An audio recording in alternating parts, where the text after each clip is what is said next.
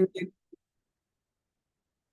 Hi, everyone. My name is Kalia Livingston, and I work at the Champlain Valley Office of Economic Opportunity.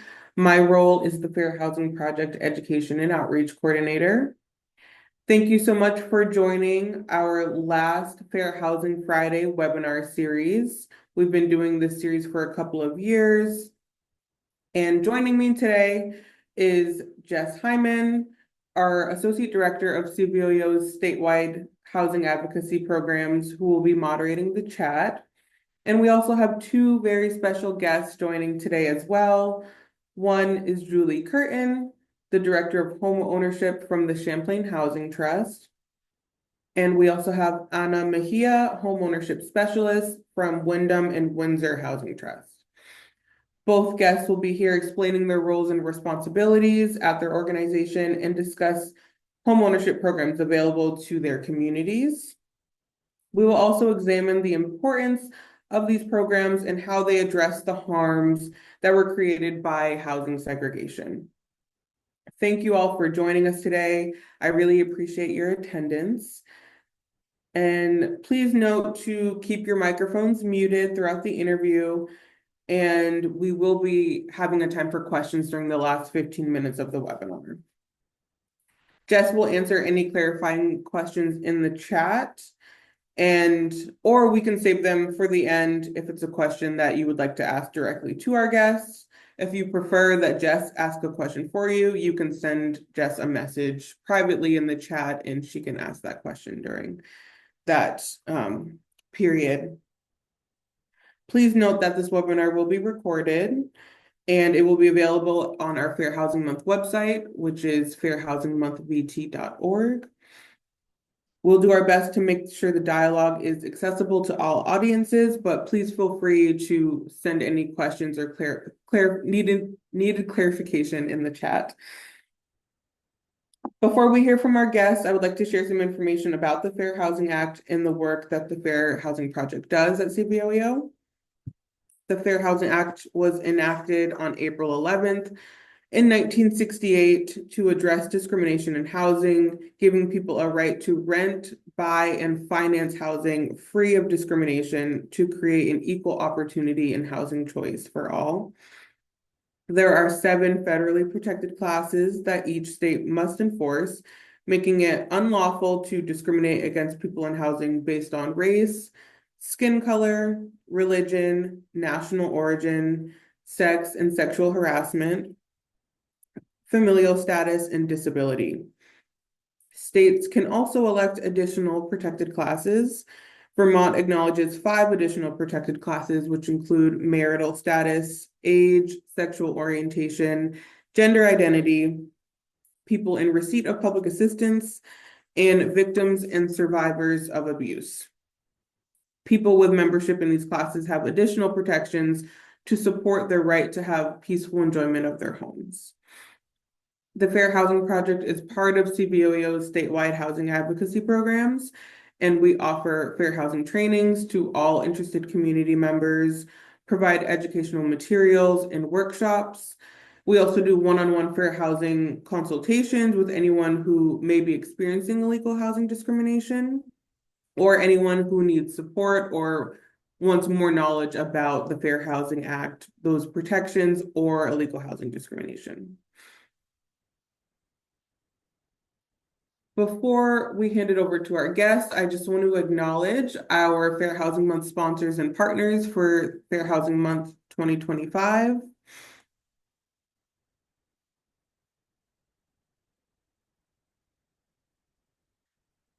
Here you can see all of the organizations who have sponsored us this month. We thank them so much for their support of our housing justice work. And I highly recommend looking at their websites or social media pages to see what kind of work they have going on. Thank you so much to our sponsors and partners.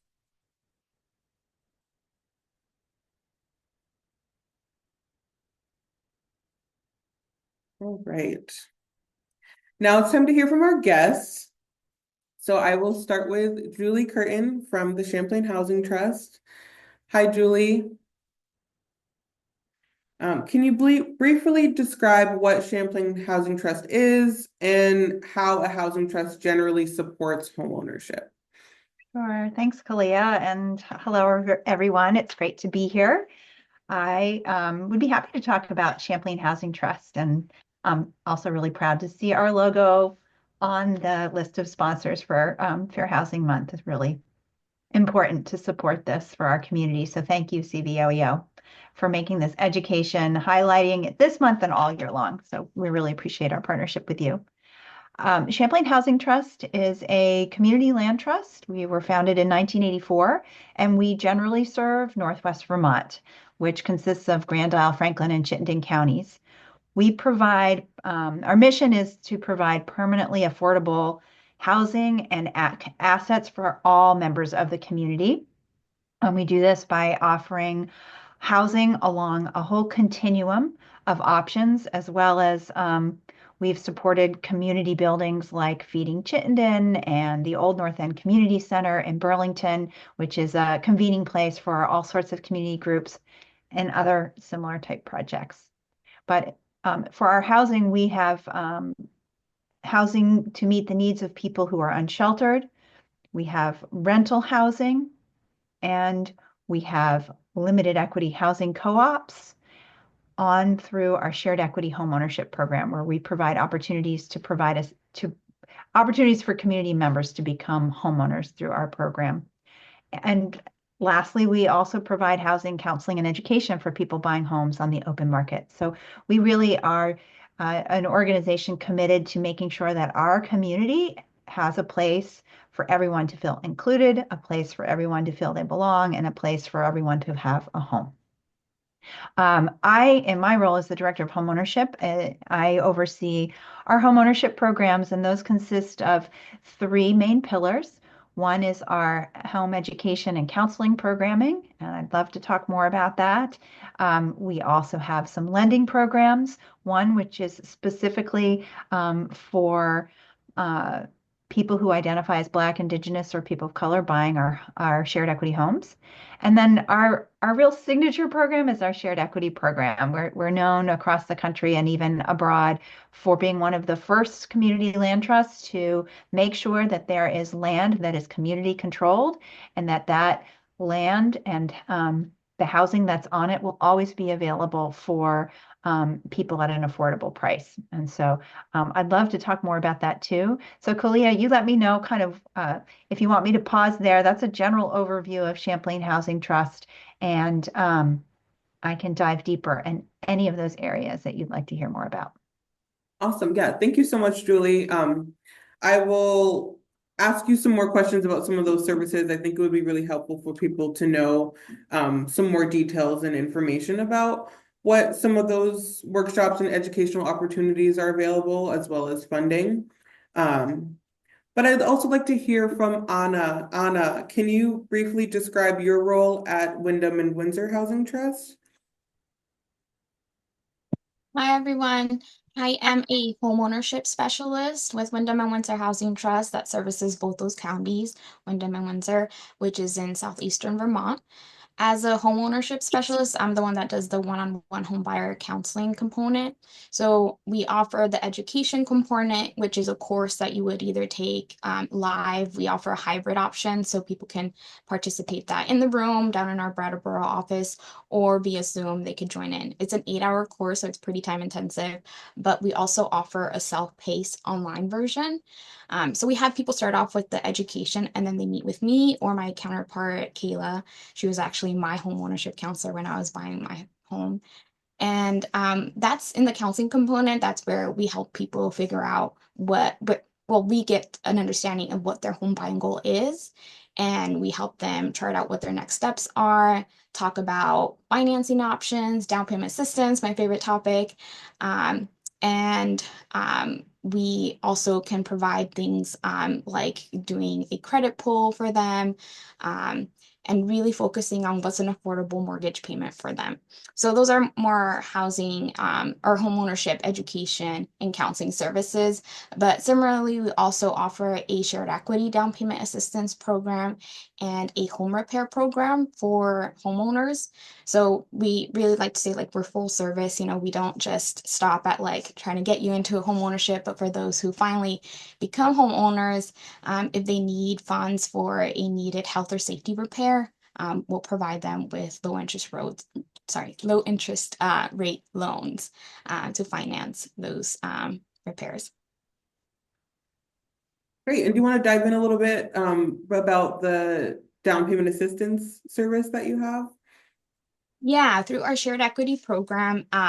So that program, the funding source is statewide. So if you're not in Windham or Windsor counties, or as you know, there's the Champlain Housing Trust that's more Chittenden County. There is a homeownership center that services your area. Maybe Jess, you can put in the chat like how people can find what that homeownership center is for their area. But these are statewide funds through the shared equity program, but each organization does implement it a little bit differently. So I'll talk about what it's like for our program. So for us, there's two options to get into the shared equity program, which provides up to 35% in down payment assistance towards the purchase of that home. Sometimes it can actually even be higher when you pair it with additional down payment. In our area, we have a maximum purchase price of $325. That grant can, like as I said, it can be up to $80,000, but we can couple it with the BIPOC shared equity assistance grant that's up to $25,000. And then we also try to leverage even additional opportunities like VHFA's down payment assistance. And many people will come to the home ownership counseling component and learn about all these different programs so that they can stack the programs and get as low of a mortgage payment as possible.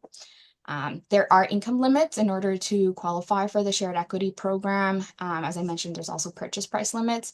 But the main thing to understand with shared equity is that we provide you that assistance to get into the home, but in exchange, you agree to limit your profits at sale of the home. And that there's a formula to determine how much of profit you're going to get at the end.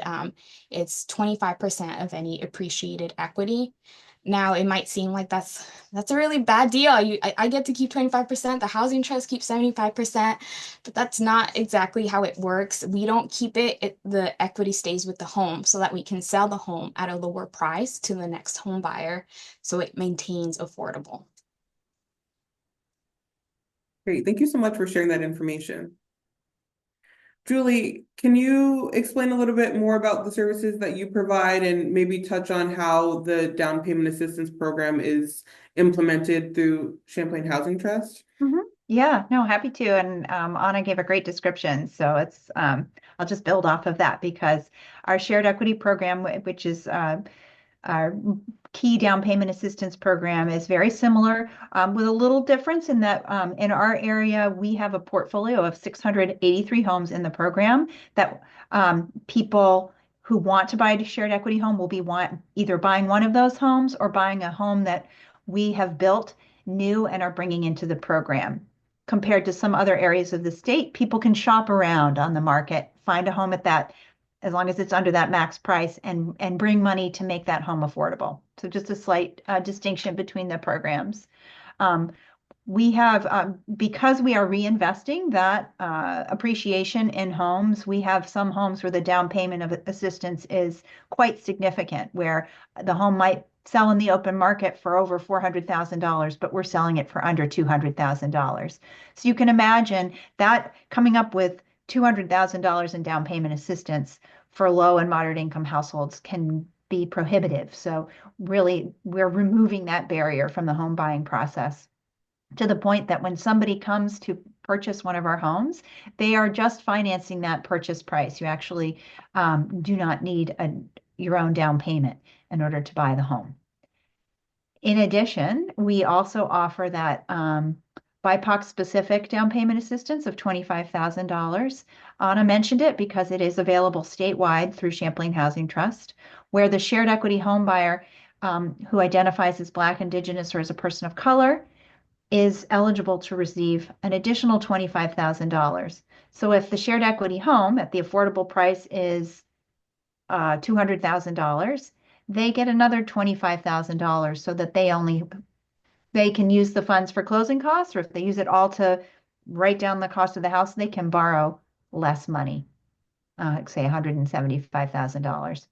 The nice thing about that down payment assistance is that after 3 years, it's there's no longer a repayment obligation, and it becomes part of the equity that the household has in the home.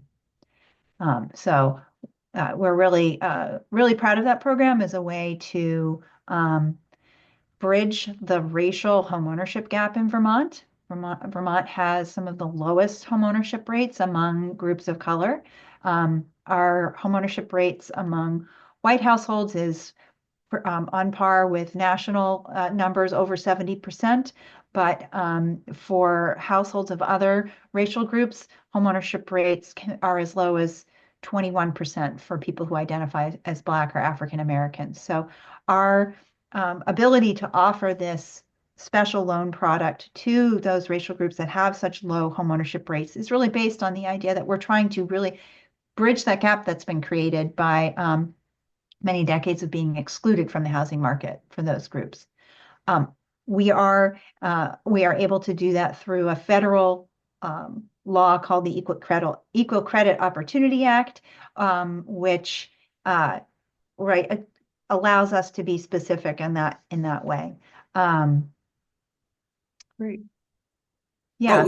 You can keep going. I'm very interested. Yeah, I mean, I'm happy to talk more about that loan product. I also just do want to make sure people understand with the shared equity program, there are other benefits, including you do not need to pay private mortgage insurance, which can be very costly if a home buy, because that down payment comes with a home, mortgage lenders don't require you to pay additional insurance costs. If you were to buy a home on the open market and couldn't put down enough down payment, you would have an additional monthly mortgage payment. So shared equity eliminates that cost from your monthly housing costs once you become a shared equity owner. Also, shared equity homes, because of the resale restrictions that Ana mentioned, there is state law in Vermont that assesses those homes at a lower rate, reflecting that the home is not going to be sold at the full market value. And so property taxes also are reduced to recognize what the homeowner is sort of realistically holding in value in the home. So when our housing counselors, we also have housing counseling in, I'd say, Champlain Housing Trust. When our housing counselors look at housing costs for somebody who is looking at buying a shared equity home, when you add all those benefits in, we're aiming for people's monthly housing payments to be less than what they're paying in rent as the ideal. Great. Thank you. I appreciate you sharing the benefits of what the shared equity program can be for folks. And it's really nice to hear that people have the opportunity to kind of stack resources and get that mortgage payment as small as possible. And also the things like lower property taxes and having that $25,000 to potentially pay for closing costs, those costs that kind of sneak up on people, or they may not be aware of when buying a home. It sounds like you have resources to support people with that. So that's really great. Thank you so much for both of you for sharing that information. Julie, I do have a additional question about some services that CHT provides. It's a little bit of a pivot, but I'm very curious. When reading the recent newsletter from the Champlain Housing Trust, Michael Monty, the CEO of CHT, mentioned that your organization is giving loans to farmers to repair and improve housing for workers and provide supportive services for folks to be able to keep their homes. Do you have any additional information about these supportive services or how they may or may not be affecting access to affordable housing for farmers? Yeah, I'd be happy to talk about that. One thing to clarify up front is that the support that we have for farm worker housing is separate from the supportive services that Michael Monty was talking about in his newsletter. Our farm worker housing program is a program that provides forgivable loans to farmers who need to make health and safety improvements to make their labor housing a safe, habitable place to live. So with that program, we're really just providing support for a farmer that, say, needs to hire a contractor to upgrade a kitchen to deal with a lot of, say, water damage.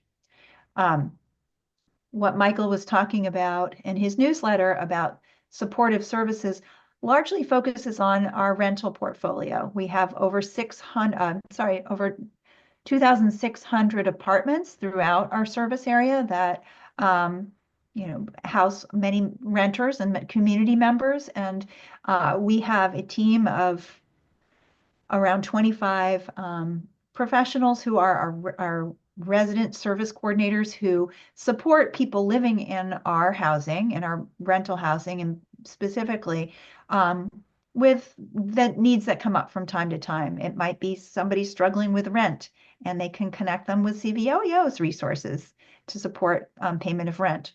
Or someone might be experiencing food insecurity, and so the resident services coordinator for that particular building can help connect that resident with resources in the community to get food. So those supportive services are really important to our organization so that we're helping our residents really thrive and get their needs met. And I will say we've seen a lot of growth in that area since the beginning of the pandemic. We've just seen that people are really may have a lot of needs from time to time and are really able to take advantage of those supportive services.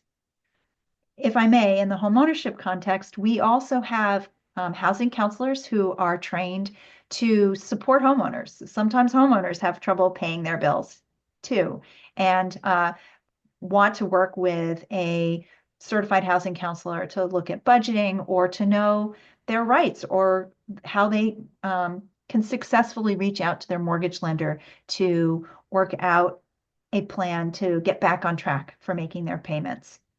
We also provide classes and topics of interest to homeowners to help them manage their energy bills or take care of maintaining their home, build their skills to do home maintenance, draft a will. I think Windham Windsor's done this recently as well as Champlain Housing Trust, or may have plans to. We've partnered with legal aid to provide a legal clinic for our homeowners to create enhanced life estate deeds that allows a homeowner to avoid the costly process of probate when they pass and they want to make sure that their family members can take ownership of the home. So we do also provide supportive services for our homeowners, as well as classes and education for homeowners in the general market. Got it. Thank you for clarifying. It sounds like there are some an holistic approach to supporting homeowners and renters that are residents of your programs to help with any of the needs that come up with their housing. So I appreciate you sharing all of that information. You're welcome. And Anna, I have a question for you. What inspired your interest in this position and led you to doing this work? So I was inspired to do this work because of my own journey towards homeownership and my prior experiences with housing insecurity. My family lost our home to foreclosure when I was younger. My parents are immigrants from El Salvador, and they bought their home, our first home, in 2006 when there was a lot of predatory practices in the mortgage industry. If you're familiar with what happened around 2008, the housing bubble, housing crisis triggering, or mortgage crisis triggering financial crisis, many people lost their homes, including my parents. I remember growing up having to move from place to place even before we became homeowners. By the time that I was entering middle school, my family had already moved 6 times, each time that the rent was increased. And we thought that we had finally achieved that American dream, having our own home, and then having to then lose our home, facing with yet another move, and that housing insecurity again. So I was always hesitant around home ownership. I wondered whether that's something that I could do. I had a deep distrust around financial institutions. Um, and when I first even started thinking about home ownership, when I heard about the shared equity program. Prior to that, it wasn't even on my radar. Um, my family is not one that comes from wealth. There wasn't generational wealth. I wasn't expecting them to be able to support with like a down payment. So it really was not on my radar until I heard that, hey, there's this program that can provide you with that 20% down payment and make it affordable. So it put that on the map for me. And even though I knew, like, okay, this is possible, I still encounter so many challenges. Um, Even though housing discrimination is outlawed, it still happens and it's still very prevalent in our state. And it's not reported. It's not, what's the word? It's not explicit. It's really implicit, to the point where you start questioning yourself of like, is it why am I being treated differently? And sometimes you just don't know. Um, so I experienced a lot of challenges in being able to get into home ownership, even as someone who um, was very resourceful and had a lot of supports. Like I mentioned, I went through Windham and Windsor Housing Trust through their home ownership counseling program. And that was really helpful to me to be able to say, hey, they're changing, they're trying to quote me at a higher interest rate than what VHFA is offering. They keep adding new additional things to my closing costs that weren't disclosed previously. Having someone with that knowledge to be help me like push back of like, no, that's not a common practice. You need to ask about this. So that really helped me in my process. And it really opened up my eyes to see how I'm not alone. Once I started talking about my experience, I really saw that I wasn't alone in my experience. And that me sharing my story, sharing my story around the challenges, eventual success, but all of the roadblocks in between could really inspire people to see that if it's possible for me, it can be possible for them too. Especially around communities of color, people from low income communities, low to moderate income communities, more so when we share about our experiences. I think that's more powerful, not just, hey, there's this program, but hey, and I was able to access these particular supports. So now I get to be on the other side of that conversation, on the counseling side of things. I get to support people along that process. And I also really like to lean into the advocacy piece, because having been in that place myself, not knowing, scared to voice any concerns because what if I complain against a bank, but I need to rely on them to approve my mortgage. So us as housing counselors, we have we have different advocacy levers that we can push.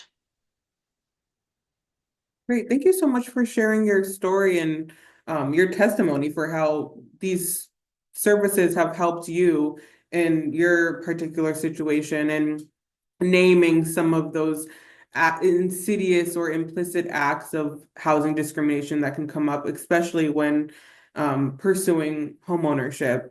I really appreciate you being willing to share your story with us. Julie, can you get into a bit about what ignited your interest in this position and led you to doing this work? Yeah, no, I'd be happy to. And thank you for your interest and for asking the question. I think my interest really was ignited as a lifelong Vermonter. I love Vermont. I mean, in fact, I remember when I was a little kid growing up in the state, my parents had one of those I love Vermont bumper stickers on the car that just is all one word, I love Vermont, with the O as a red heart. And I remember feeling really proud about wearing that, having that bumper sticker on our car and being from this state where, in my childhood, I grew up really, really free. I could be in the woods and build fairy houses or out in the meadows and like play games with the neighborhood kids. Um, and I was kind of the oldest of the group in our neighborhood and was kind of the leader of the pack and would help the youngest kids, go on our big mile-long bike ride adventures and their big wheels and stuff. So just I have a lot of you know fond memories of this place being my home. And then when I was about 8 years old, my family decided to move away, and I was distraught. I really didn't want to, and even told my folks like I'm staying with the house, but somehow that didn't work out that way. And yet when I went to my new community, I was really scared and not sure I was going to have the same sort of sense of home. And just remember the teacher introducing me to a fellow classmate who really just took me under her wing and showed me around. And I think for me, those sort of experiences have carried throughout my life. And I've lived in a lot of different places since then, but have always felt very passionate about people having a place that they can call home, and people also. People being supports for each other. I was really lucky to be able to do some work sort of midway through my career in South Central Los Angeles as a new attorney. I have a legal background, and I was working for Vermont for legal aid and supporting tenant groups to gain ownership over their housing, and not just own it, but to also have wealth building opportunities that came along with that. And I was really honored and humbled to work with a group of tenants and nonprofit housing developer and tenant organizers, and a multi-talented group that we met every week in the evening. And these were moms bringing their kids to meetings and to figure out a plan for group low income working tenants in South LA who were slated to lose their homes because the real estate values had gone up really high, and they were being evicted for new things like the new LA Lakers stadium. And they had fought back and had gotten rights in their community to build a community land trust, which was going to own the land and make sure there was always a place for the people who lived and worked in that community. Um, and people, we came together, and it was truly an example of how it felt like the whole of our group was bigger than the sum of the parts, and that we were really able to make a difference for people who live there.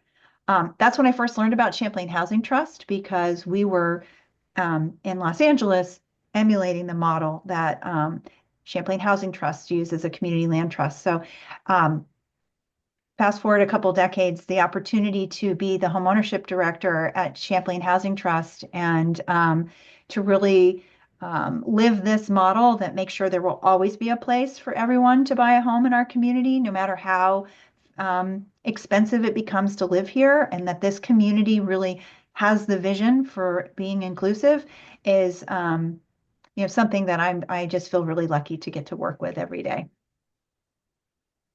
Great. Thank you for sharing your story. I appreciated how you discussed your professional experience and your personal beliefs, and how they both kind of shaped each other and led you to the position that you're in now. And super interesting to hear how the work that you were doing previously was kind of impacted by what Champlain Housing Trust was doing and continues to do and growing. So thank you so much to both of you again for sharing your stories and backgrounds. Julie, what are some barriers that your clients face on their journey to homeownership? Yeah, there are a lot of steps that people need to go through to become homeowners. And uh, I I think one is just sometimes people just don't even see themselves as a homeowner. We get that feedback fairly regularly, like I don't even see that as an option for me. Maybe their parents weren't homeowners, or they have always lived in rental apartments. So one is just helping people see themselves as this is something that I could do too. Um, Certainly taking a homebuyer education class is, I think, a great way of sort of breaking this idea of home ownership down into what actionable steps. And we take a lot of care in our programming to also just um, really help support people to see that they too can be on this path. In Chittenden County, and I think really this is a statewide, you guys looked at the housing needs assessment. Certainly barrier is just the high cost. So the median home price in Chittenden County in February was $460,000. So it's just become a very expensive thing. We've seen over 30% in cost increases in our housing, in our home ownership prices over the last 5 years, coupled with rents that have gone up. And so if you're paying more and more in rent, it's harder and harder to save money toward buying a home. So if you need to make a down payment on a house, you need to be able to save money. Even to buy a shared equity home, you do need to have at least $3,000 in savings in order to be eligible to buy a shared equity home at Champlain Housing Trust. So when you're paying lots of money for rent, childcare, food, transportation, savings can be a barrier and a challenge for accessing homeownership. For some members of our community, their language access is another potential barrier. And we're very, very grateful for our partnership with CVOEO and your community ambassadors through your Office of Racial Equity, Inclusion and Beyond. Virginie would be able to get my acronym right, but through your community ambassador program, you all worked with us to do outreach into different new American groups and talk about, do you want to learn more about homeownership? And then we've offered classes in up to about 9 different languages at this point. We've now we're building a video library of classes in different languages so that if a member of our community needs to take the class in a different language, we will have that readily accessible for them. The last barrier I'll mention, and it's by no means an exhaustive list, is just the whole idea of credit, because buying a home is both finding the home and negotiating the purchase, but it's also going into that financial institution and applying for a loan. And so somebody at that financial institution is going to look at your credit history. And for many people who've only rented their whole lives and have never, say, borrowed money, they may not have any credit history. Or many of us have had different experiences in life using credit cards. And at times, they may have things that have happened. We may have had things that have happened in our credit that means we have a low credit score, and it makes accessing a mortgage to buy a home very difficult. So credit can be a barrier, but it's also a barrier that housing counselors are trained and very knowledgeable about and can help people move up and over and beyond. Thank you for sharing a little bit about barriers. Like you said, it's a non-exhaustive exhaustive list. I am curious to hear from Ana about barriers that she sees that her clients have, and if there's any common barriers that you've heard regarding what Julie shared, or if things differ a bit based on being in different regions in the state. Yeah, there's definitely a lot of commonality in some of those barriers. And I actually want to reframe the question to not just like barriers that my clients face, but I want to focus more on underserved communities, the barriers that they face, because what's often the case, it's hard to get underserved communities to become clients. And so I'm gonna talk about that and how we're working to change that. Thank you. So even like language access, that is a very common barrier that people face in underserved communities. And a lot of the things that we're doing is changing our outreach strategies. Instead of waiting for people to come to us, we're going to places where we can already find them, to organizations that already have trust. So with Windham and Windsor Housing Trust, instead of saying, hey, we're going to create this, we're going to do that, we lean into our partnerships with these trusted community organizations, such as the Root Social Justice Center, Rutland Area NWCP, even though they are kind of outside of our service area, the ECDC Multicultural Center, that's the Ethiopian Community Development Center. They're one of the refugee resettlement agencies, Community Asylum Seekers Project, they have the trust of their communities. So we partner with them and we say, what do you need from us? And we've learned a lot from those collaboratives. So in 2023, Windham and Windsor Housing Trust and the Root Social Justice Center partnered to do a BIPOC-centered home buying group. That's actually how my first kind of time being hired by Windham and Windsor Housing Trust. That's before I became a homeownership counselor. I was contracted to facilitate that group. And through my experience, one of the things that I learned is kind of similar to what Julie's saying, is that many people cannot see themselves in home ownership. We had so many people sign up, and then about half of them did not attend the first workshop because they felt like they weren't ready. So we still had, success in like moving that needle, moving them towards readiness, making them see that it's possible for those that stayed. But then the following year in 2024, we realized we need to revamp this program. If people can't see themselves in home ownership because of other financial things like their credit, like income, savings, then we need to start talking about those. And that's what we did. So we launched the BIPOC Financial Empowerment Program as an initiative of the Building Equity Collaborative that consists of the Root Social Justice Center, NAACP, myself through my LLC, Cultivemos Alegría.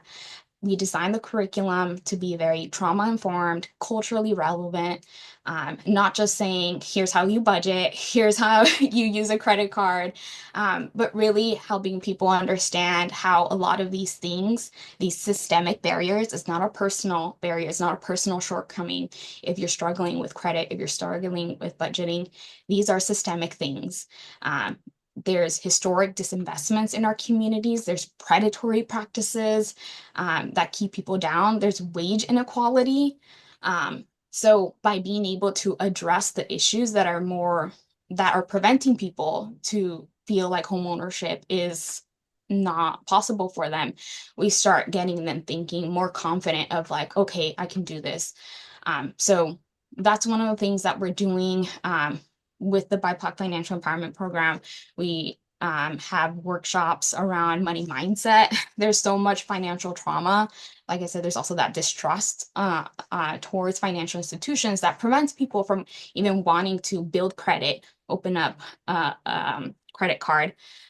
So we talk about those things and we validate those things. We talk about alternatives to home ownership. Maybe it's not a traditional, like you get a mortgage. Maybe it's buying some land, make a tiny home.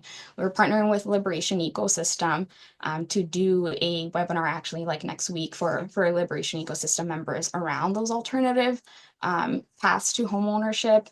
And I think I've like maybe said a little bit beyond my time cue here. So I'm gonna pause before I kind of. This is one of my topics that I really enjoy talking about, how we can better serve these communities. So I apologize if I get long-winded.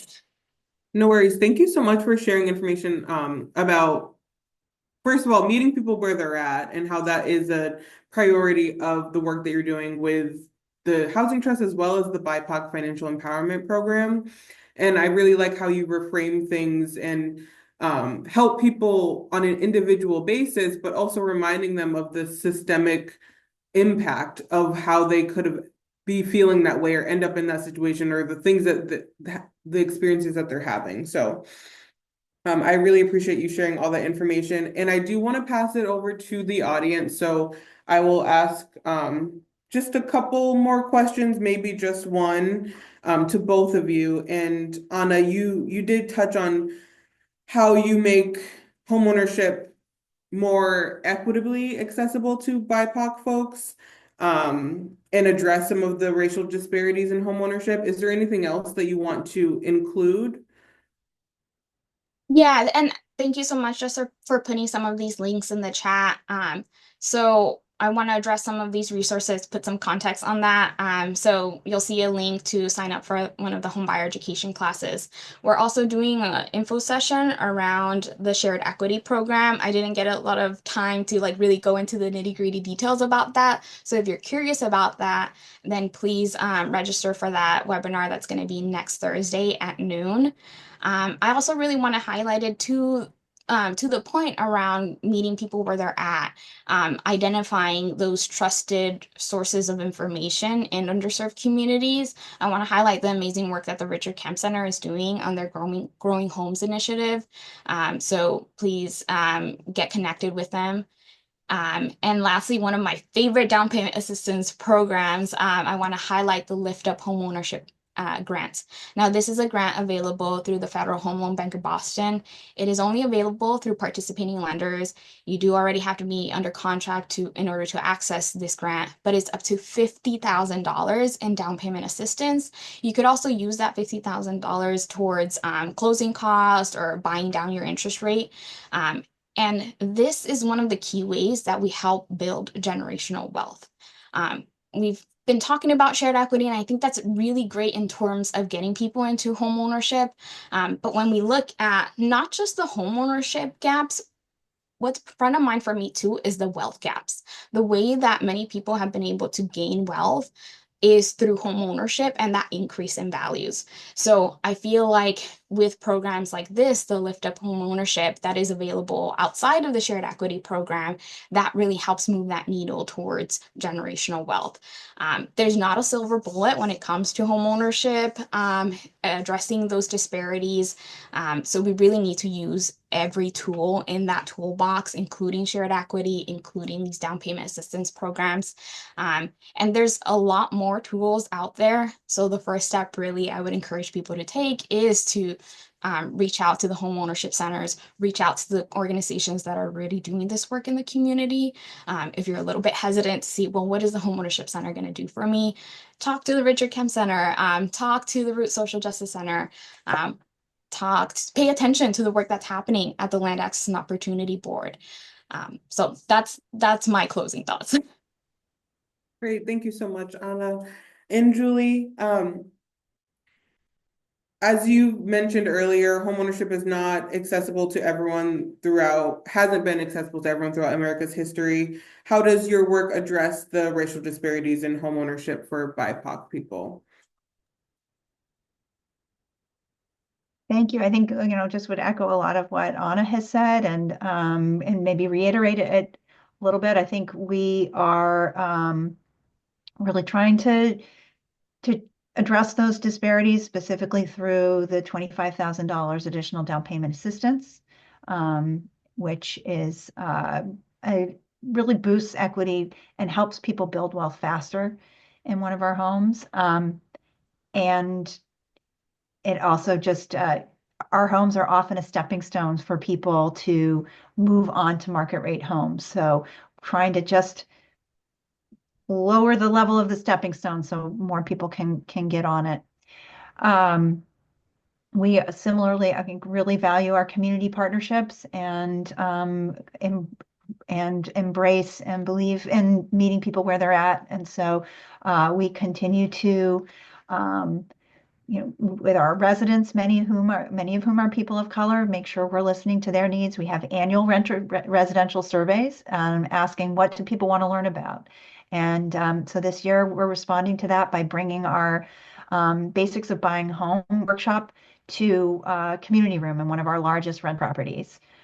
We are continuing to work with our friends at CVOEO, and what we're hearing, we've done a lot of great classes to teach people about how to buy a home, and we are now creating classes and want to create classes for new Americans who already own the homes but want that support to be have sustainable home ownership and really thrive in their homes. So these partnerships are really important because they are opportunities for us to be informed by what the community needs. And I think, really approach our relationships with a big listening ear. And that's really important to us. And also just, attending important community events and being, showing up and standing up. We will be, for example, we'll be at Juneteenth and we'll have meeting with the community members there and, have a CHT table and be ready to answer whatever questions people have about, whether it's home ownership or rental. Like we just really think it's important that we continue to show up and be be in celebration and be accessible to people of color in our community. Great, thank you. And I will pose this last question to both of you before we turn it over to the audience. What advice would you give to someone who thinks homeownership is out of reach to them? And we'll start with Julie because you're unmuted already. Sure. I really, my advice would be it's never too early to come talk to us. Our doors are really open and come tell us, hey, I don't have time to take an 8-hour class. And so, we've heard people say that, and we've now created an hour-long class just to get you started. So please come talk to us and we will continue to be out in the community and we want to hear from you. I just I would encourage people to meet with a housing counselor and know that it's not a one and done experience. You can keep coming back, and you will have the opportunity to have a coach and somebody who will cheer you on through your successes and help problem solve with you through your challenges. So I would just really encourage people to put us to use for them. Thank you.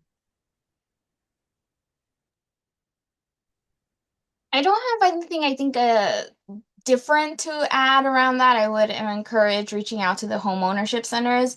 But I also want to name that you're not alone if you think that. I thought that myself. It was like a 2-year journey for me. I mentioned my parents lost their home to foreclosure. They ended up buying again, so they are homeowners now. So don't give up. And there are maybe what might be more helpful, what might be more welcoming or inviting is to lean into offerings that really talk about just like general finances that are trauma informed. Working with someone who does have those trauma informed practices is going to be able to enable you to see that path, like widen that kind of tunnel vision that you might be having. So you're not alone. There's resources out there. There's people out there. My role as a homeownership counselor is to pave that path for you. So you don't need to figure it out on your own. That's the training that I receive, the classes that I take. And I'm going to be able to help identify, right, this is what the next step is. It's not going to be overnight, so having some patience, having some, I would say, working on building some confidence, but we can help you in that. And again, it's never too early. It's not a question of if, it's a question of when. We'll guide you through that.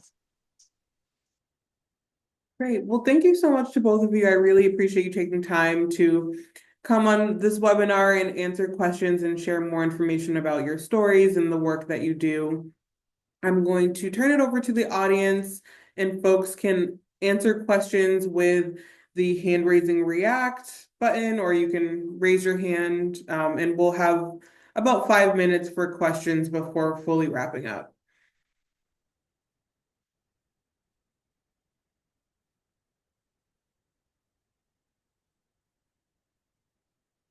Buster, was that a hand or a wave? Okay, I see a hand. Go for it. Oh, I Okay. think we have Claire. Claire had her hand up first, and then Buster. Okay. Okay. So Oh, Sorry, don't- Buster. No worries. I just wanted to compliment. This has been so informative. As chair of the Burlington School Board, I have many friends and public school families that have talked to me or reached out to me about housing, and this was just so informative. So I can't thank you enough, and I am so appreciative of both of your career paths based on your desires to help and lived experiences. And thank you very much. That's all I wanted to say. Thank you, Claire. Thanks. All right, Buster, you're up. yes, home ownership, very important, and many of us know going from homelessness, it takes steps for go to a shelter and maybe a rental. Then you continue on if you want to, home ownership, building wealth, if you would. And our agricultural community was mentioned earlier, our farm workers. And across the country, there are off the farm worker housing. Now, here in Vermont, how do we get to a point where we recognize our agricultural community and build homes off the farm for our agricultural workers, so our agricultural workers may feel more welcome and inviting if a nonprofit or the private built homes for farm workers to live in, and they can work on any farm, and they have a home to go and continue growing much needed food. So how do we get to a point in doing surveys and studies to where other states like California, Oregon, I could go on and on, where do we get to a point where we recognize the needs of our agricultural workforce so we can gain trust and they can take the next step?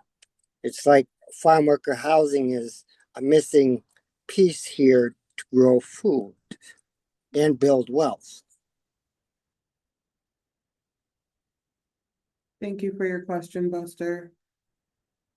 Anna, I see that you're unmuted. Do you want to answer Buster's question? And Julie can feel free to add anything as well.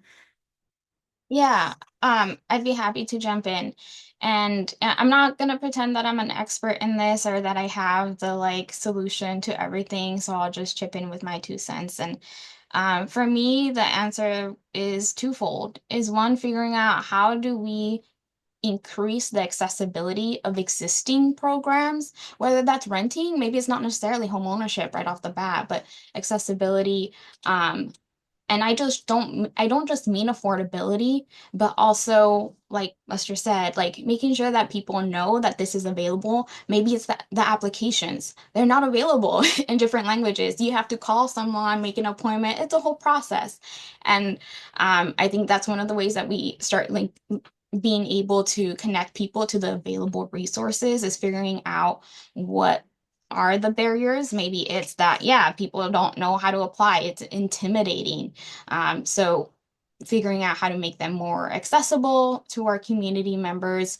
And the other is innovation, is figuring out what investments need to be made in order to make off-farm housing available. I'm always going to be a big advocate to not have your employer be the one that's the one responsible for your housing, as someone who has lived through that with AmeriCorps. um, so I think we really need to not just focus purely on one or the other, right? How do we fix what right now is leaving many people behind, but also what are the new things that we need to be doing? Because there's a huge gap there, and we can't just focus on one or not the other. Thank you. Yeah, I totally second that, and think that we have at Champlain Housing Trust, we've done a lot over the last 3 years to again make a difference, try and make an impact where there was very little activity in farm worker housing improvements prior to 2022 when we launched our farm worker housing repair program. We now have we've done improvements on well over, I don't have the current numbers because I wasn't sort of front loading them for this conversation, but well over 50 farms, and we're almost serving over 200 farm workers. So that's a start, and there's a lot more to do.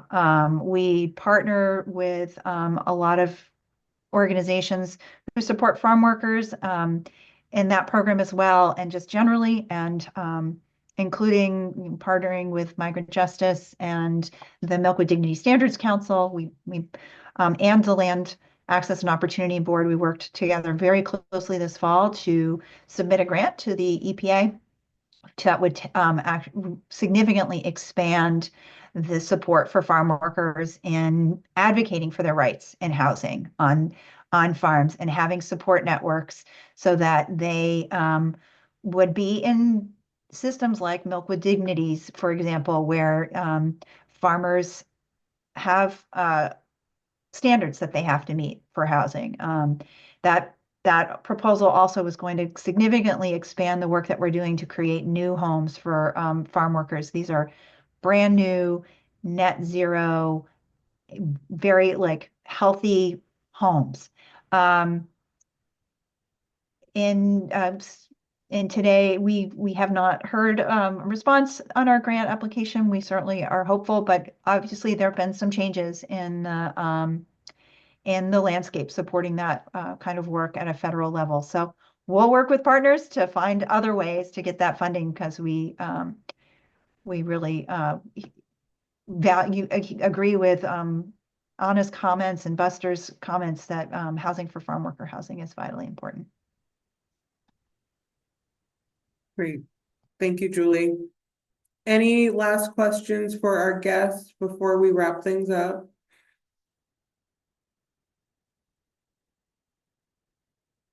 Right. I'm not seeing any more hands. This webinar is coming to a close. We're really you. closing out Fair Housing Fridays. What Yes. an honor. It's so awesome. Thank you Thank for you. being our special guest for the last webinar of the series this year. It's been a great series. I hope everybody checks them out. They've all been recorded and they will be available on our Fair Housing Month VT.org webpage. I will turn it over to the guests in just a moment to share any resources. If you missed any of the links that were put in the chat, I will send those to you in a follow-up email. And please feel free to check out our website and follow our Thriving Communities VT Instagram and Facebook page. And I will give it to Ana if there's anything that she would like to share with our audience before we go, and then I'll check in with Julie. I just want to say thank you for everyone that showed up to this webinar. We really need people to be asking the hard questions, to be keeping us accountable. So thank you for being part of this conversation. And Julie? Sorry if I jumped the gun there. I just was like just so appreciative that you're doing these programs and great to be a part of it, and feels pretty special to be the finale. Thank you to Ana and all the great work that you're doing, and it's awesome that in Vermont we have so many great partners that we're really working together to try and make a difference. So that's really super. Also appreciate everyone showing up, and if you or members of your community are really excited about learning more, our next homebuyer education class is next week, April 22nd and April 24th. You can sign up online. It's a virtual class. Great way to round out Fair Housing Month and take the class, come in and meet with us, and we hope to see you soon. Great. Thank you so much. I appreciate everyone for showing up, and thank you for, like you said, being our finale for our Fair Housing Month, Fair Housing Friday webinar series, and onward to do great work as Fair Housing Month comes to a close.